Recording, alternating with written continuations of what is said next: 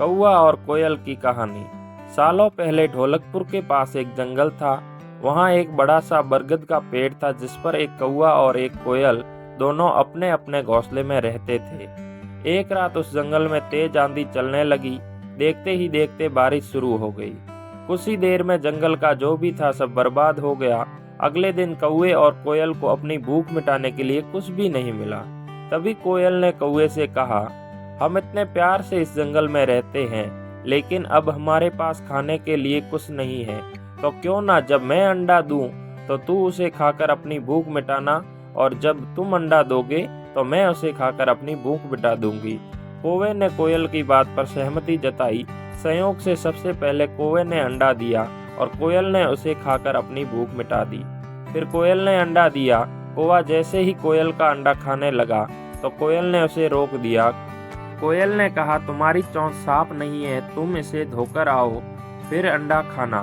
भागकर कौवा नदी के किनारे गया। उसने नदी से कहा, तुम मुझे पानी दो, मैं अपनी चोंच धोकर कोयल का अंडा खाऊंगा।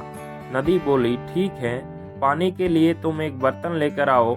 अब कौवा जल्दी से कुम्हार के पास पहुंचा।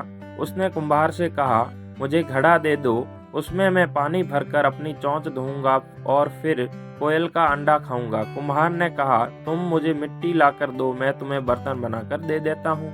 ये सुनते ही कौवा धरती माँ से मिट्टी मांगने लगा।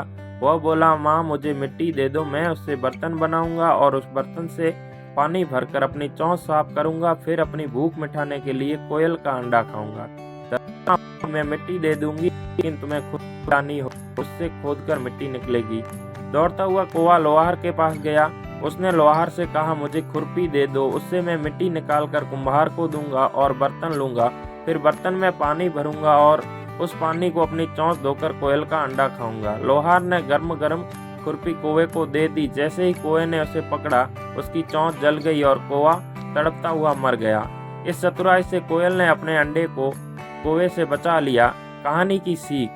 कौवे और कोयल की कहानी ये सीख देती है कि दूसरों पर आंख बंद करके भरोसा नहीं करना चाहिए, इससे नुकसान खुद का ही होता है।